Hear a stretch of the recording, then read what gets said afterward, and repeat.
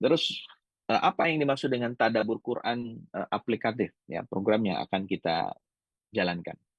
Nah, yang ingin kami hadirkan adalah gimana caranya supaya ketika kita belajar Quran itu jangan sampai hanya sekedar pengetahuan saja. Ya, ada ustadz misalkan menyampaikan tentang tafsir Quran, kemudian dicatat dan seterusnya, itu hanya sekedar informasi saja. Nah, kita perlu belajar yang lebih advance daripada itu. Bukan hanya informasi, karena tujuan dari tadabbur Quran adalah mengamalkan. Ya, terus gimana caranya supaya kita bisa mengimplementasikan, supaya jadi aplikatif itu caranya bagaimana? Maka kita akan menggunakan tiga kerangka ini, teman-teman ya, terkait dengan tadabbur Quran aplikatif. Kerangkanya adalah menggunakan kerangka ya kepala kita ya, think, kemudian think yaitu understand, ya, kemudian feel, reflection, dan ada do, application. Ini menjadi tiga kunci dalam proses belajar. Jadi dalam materi-materi ketika saya ngisi training ataupun terkait dengan tadabbur Quran, ya program-program yang ada di GLE, saya senang menggunakan tiga framework ini terkait dengan think, terkait dengan feel, terkait dengan do. Karena ini adalah framework yang memberikan gambaran ya potensi yang Allah Subhanahu wa taala berikan kepada kita ya supaya benar-benar berdaya guna secara optimal ya tiga hal ini harus ada. Ada think-nya, ada feel-nya, kemudian ada do-nya. Terkait dengan tadabbur Quran juga sama, supaya aplikatif ya tiga-tiganya harus ada. Ya, kalau misalkan salah satunya nggak ada, nggak bisa. Ya, karena sebenarnya kalau kita lihat ya tiga-tiganya ini adalah implementasi dari tadi ya kunci tadabbur Quran itu. Pertama adalah terkait dengan understand. Supaya kita bisa mentadabbur Al-Quran, tahapan yang pertama adalah kita memahami makna kata. Bukan hanya membaca terjemahan, tapi setiap katanya kita paham maknanya. Ya, Alhamdulillahi Rabbil Alamin. Alhamdu segala puji lillahi bagi Allah. Ya, Rabbi Tuhan pencipta pengatur al-alamin semesta alam. Kita paham makna setiap katanya. Karena berikutnya adalah pilihan-pilihan kata ya, yang Allah Subhanahu wa taala gunakan dalam Al-Qur'an itu nanti akan ada reasoningnya. Katakannya alhamdu. Ya, apa sih maknanya alhamdu? Itu menggunakan alif lam. Maknanya apa sih alif lam di situ? Ya. Nah, jadi alif lam itu ya kalau kita belajar bahasa Arab yang dasar kan biasanya membedakan antara nakiroh ya makrifat ya. Jadi mana kata benda yang tidak terdefinisikan atau nakiroh dan mana kata benda yang terdefinisikan itu atau makrifat di antaranya adalah alif lam. Kalau baitun rumah, al baitu rumah itu gitu. Nah, pertanyaannya adalah kalau ini alhamdulillah itu apakah sama bahwa alif lam itu maknanya adalah ini menjadi sesuatu yang terdefinisikan gitu ya. Sedangkan kalau nakirohnya adalah hamdun, ternyata nggak begitu. Karena alif lam di situ maknanya adalah ya lil istighraq. Maknanya adalah ini pujian ya, pujian yang hanya bagi Allah Subhanahu wa taala. Apapun pujian yang ada di alam semesta ini ya, itu semuanya terserot habis gitu ya. Dari tenggelam. Pujian itu semuanya hanyalah milik Allah Subhanahu wa taala. Ya, jadi adanya alif lam juga itu maknanya seperti itu. Sama seperti ya Bismillahirrahmanirrahim. Itu ya, bak saja itu ya. Ya itu sebagai harf itu punya punya makna tersendiri. Jadi jangankan satu ayat ya, tapi kata per kata pun itu memiliki makna yang luar biasa dan kita perlu belajar.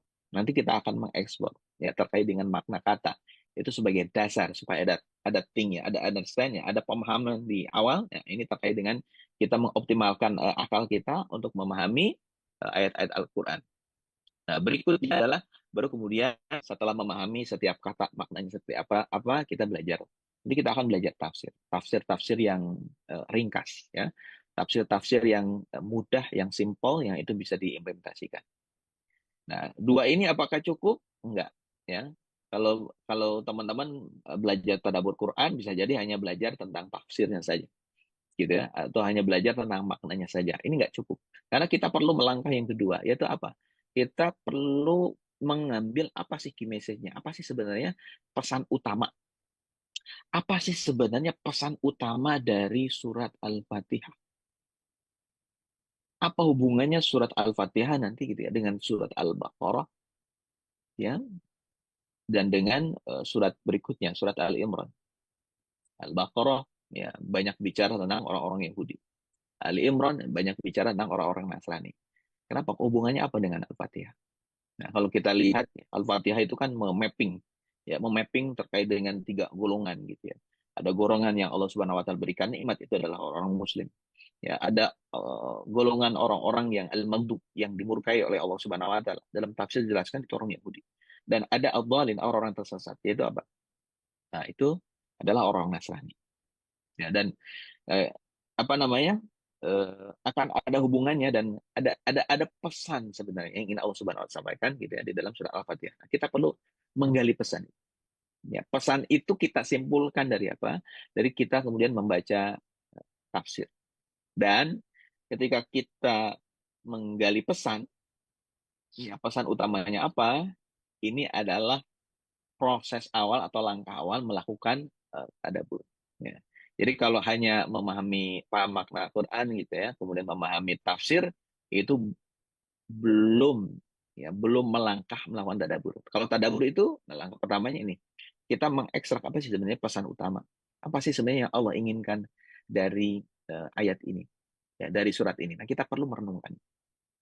Kalau sudah, baru kemudian kita lanjut ke yang kedua, tentang apa? Tentang feel-nya. Ini kita melakukan refleksi. Apa sih maksudnya refleksi? Ya, refleksi itu sama seperti cermin. Ini cermin.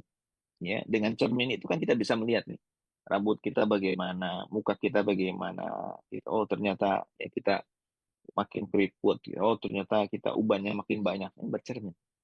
Maka feel ini itu adalah kita melakukan refleksi. Ya, apa yang dijadikan sebagai cermin? Yang dijadikan cerminnya ini adalah Al-Quran. Ya, jadi kita menjadikan Quran sebagai cermin, ya, sehingga kita bisa melihat diri kita ini sudah sesuaikah dengan Quran.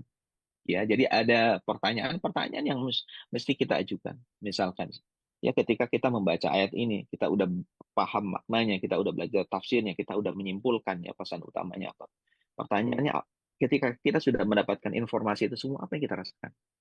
Bagaimana kemudian kita melihat diri kita setelah membaca ayat ini? Apa pengalaman kita yang berhubungan dengan ini?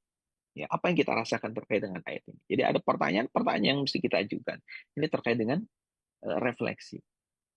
Nah, baru kemudian ya dari refleksi ini bagaimana terkait dengan aplikasinya? Terkait aplikasinya adalah oke, setelah saya merefleksikan ya terkait dengan ayat ini, berikutnya adalah apa yang bisa saya lakukan? Apa implementasinya? Apa yang bisa saya jalankan? Nah, ini menjadi sesuatu yang penting. Dan ini adalah konsep ya dari tadabbur Quran aplikatif. Jadi bukan hanya tentang makna kata, tafsir saja, tapi lebih dalam dari itu. Kita mencoba untuk menggali pesan utamanya, kita mencoba untuk uh, bertanya gitu ya, walaupun belum mendalam seperti di Quran terapi itu kan belajar tentang self coaching gitu ya. Ini belajar yang ringkas, yang simple saja sebagai basic gitu ya. Kita melakukan refleksi. Nah, prosesnya ini kalau kita bagi gitu ya, di tadabbur Quran aplikatif, kita akan belajar tentang hal. Pertama adalah tentang makna kata, tentang tafsirnya seperti apa. Insya Allah nanti saya yang akan membagikan gitu ya, menggunakan ada satu kitab ya, Al-Quran, Tadabbur, wa Amal, dan kemudian didukung oleh kitab-kitab tafsir muktabar lainnya. Nah, berikutnya adalah terkait dengan pesan utama, refleksi, dan juga aplikasi. Ini yang melakukan bukan saya. Yang melakukan adalah teman-teman. Ya, supaya apa? Supaya kita bisa belajar bagaimana mentadaburi Al-Quran. Nah, maka saya mengajak teman-teman nih untuk ikut kelas intensif gitu ya, mentadaburi Al-Quran secara aplikatif. Supaya benar-benar kita itu bisa menghadirkan Quran ini sebagai nasihat, sebagai obat, sebagai petunjuk ya, sebagai rahmat di dalam kehidupan.